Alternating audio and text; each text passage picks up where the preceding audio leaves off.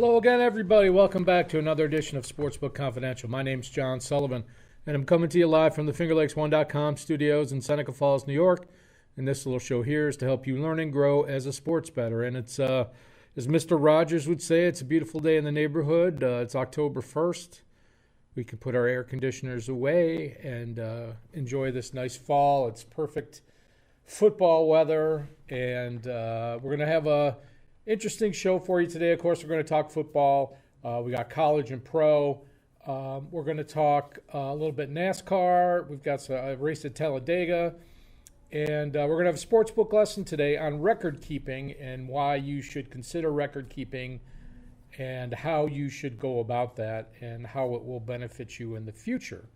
So we'll talk about all that great stuff. So before we do that, let's do what we always do. And let's update our bankroll. And we had a starting bankroll of $212 last week. And we had a good week in college. We had Notre Dame plus 6.5, and they won that game handily.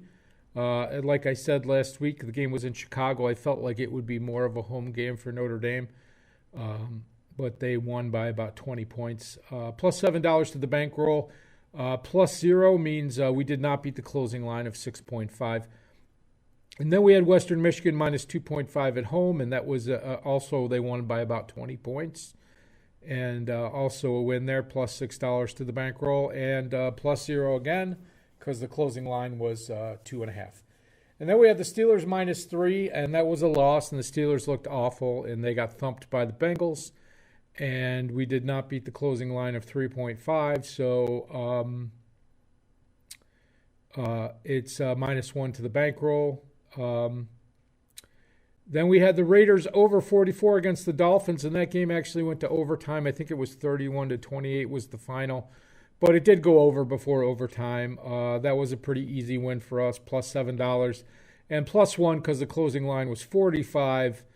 And then finally on Monday night, we had the Eagles plus 3.5, and that was a loss, minus $7 to the bankroll, but a plus 1 because we did beat the closing line of 3. So we had our count go up by 1 this week, which is, again, a positive number, means we're beating the closing line more often than not.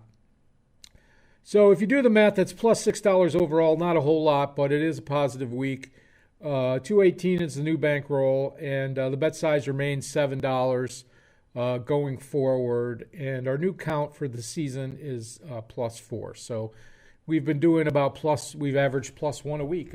So that's a good sign that we are finding value in our wagers because more often than not, we're getting a better number than you would if you bet right before the game time. So today's sportsbook lesson is going to talk about record keeping, and we're going to start with why. Record keeping, why? And you can see I've written here, record keeping is necessary to determine if you are a profitable bettor. So,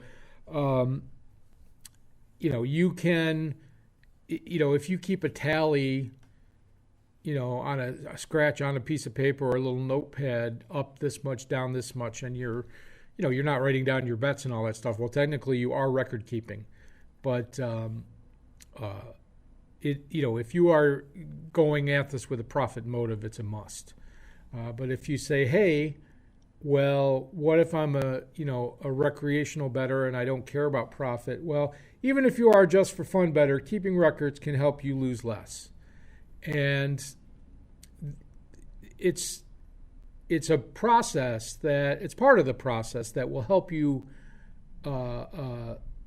find better bets. That's not a good, find more, I'm looking for the best word here, bets that will more likely result in a profit. Even if you're not seeking a profit motive, just writing down all your wagers will help you help you refine your process. So also, why do you want to keep records? Well, for some reason you hit it big on a parlay or some other form of gambling. You have a big run at the craps table, or you win a scratch off or a lotto or some other type of gambling, blackjack or whatever. having a betting record can help you offset the tax burden incurred by a big win. So having a betting record of all your wagers, including all your losses, if you do have a big win for some reason, you can itemize all of your betting losses against that big win.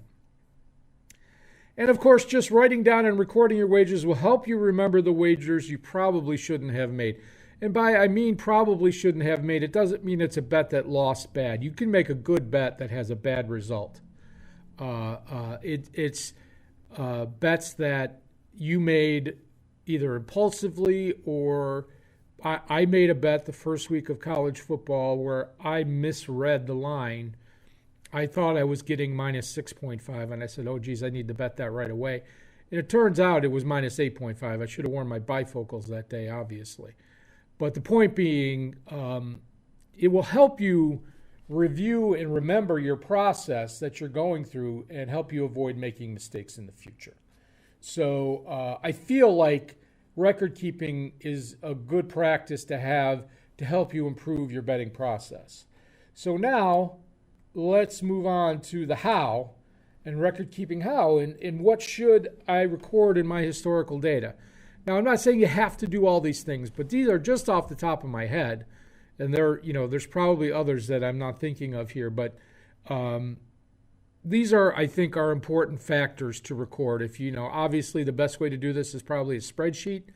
If you're not a spreadsheet person, you can keep a journal, a record book, some way to record this data. And basically what you want to do is you want to have this available at a future date. And we'll talk about that in a moment.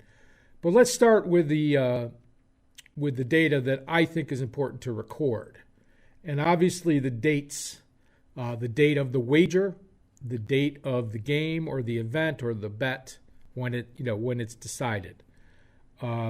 The teams or the players involved. Of course, it could be a combat sport like MMA, or it could be a tennis match, or it could be a football game or whatever. So you want to have that information. Of course, the sport in the league, if that is available to you. And then, of course, the wager type. Is it a spread bet, point spread? Is it over, under, a total? Is it a money line bet? Is it a futures bet? Is it a parlay? Is it a prop bet? Like over, under rushing yards or something like that. And then this one a lot of people don't consider. Is it a pregame wager or is it a live wager? Now, for those of us that live in New York, we don't have live betting on our phones. We don't have any betting on our phones. But if you are wagering, obviously we only have pregame wagering in New York, so that's before the game has started. But if you are at the casino and you're at the sportsbook during the game, you can bet live. So if you make wagers during the game, you might want to go mark that down. Is it a derivative market? Now, derivative markets are smaller portions of a game or an event. If you're betting a tennis match, you can bet on who wins the first set.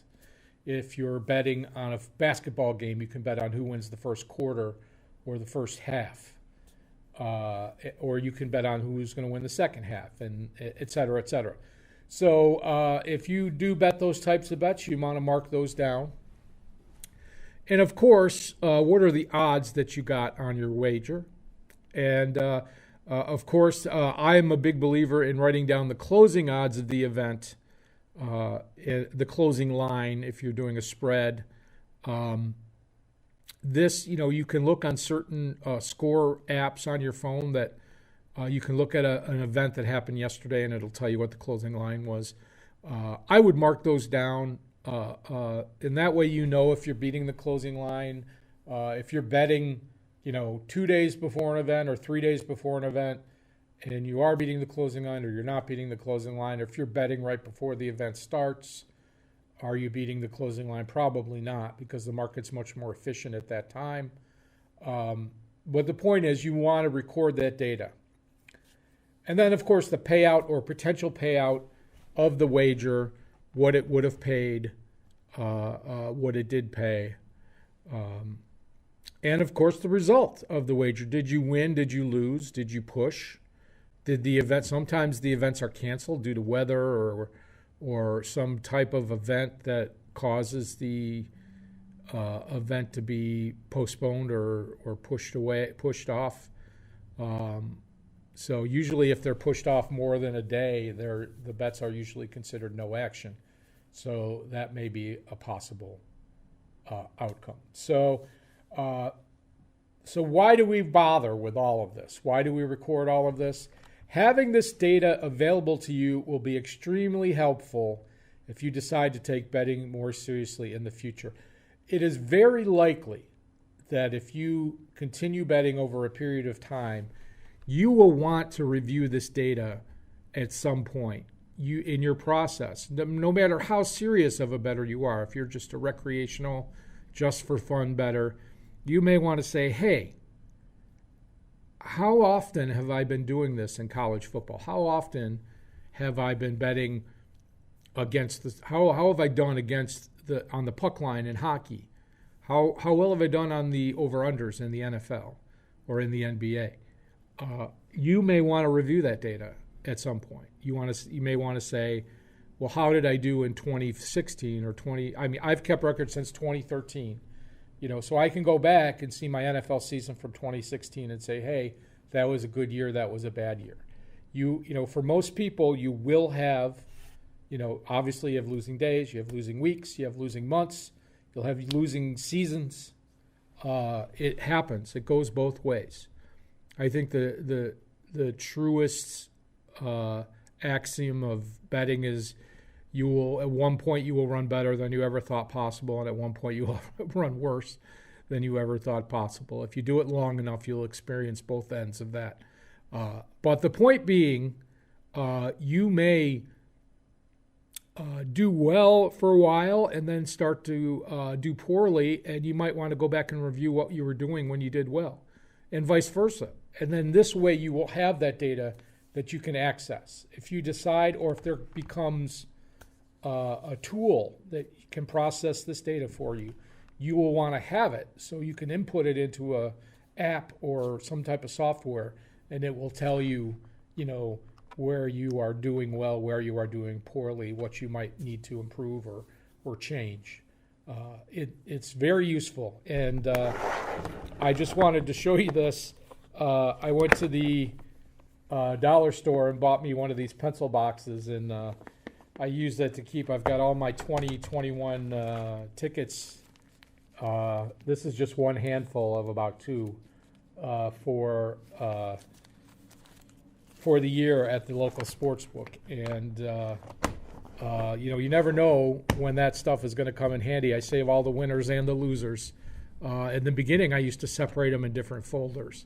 But now I just keep them in this box. Like I said, in case you ever have a big win and you need to offset your tax burden for winning a large amount. I did get a couple of W-2s in the past. They call them W-2Gs for horse racing wins. I won Superfecta, a 10-cent Superfecta once that paid about $4,700, and I had to pay taxes on that. So you can offset your gains with your losing tickets up to the amount of your win. So they do come in handy. So I would save them for at least for the current year until you know you're not going to need them anymore. But I hope that you found that helpful. I feel like some of this stuff was a little obvious, but it may give people ideas about how they want to go about things or about their process or recording their process. So it is what it is. Hope you found that helpful. So let's go on to football this weekend, and let's start with college football. And I picked these games that I think have value or I wanted to talk about for whatever reason. And I am really this first game, Michigan at Wisconsin. I mean, the game, it's close. It's 2.5 points, 43.5 is the total. Michigan lost early in the season a couple of their skill players, but they have continued to, ground and pound pretty much through their schedule, beating Rutgers last week. In Wisconsin, they lost at home to Penn State, who's undefeated. They lost at a neutral site, which was considered a home game for them, to Notre Dame. And it was close until the fourth quarter. The game got away. It's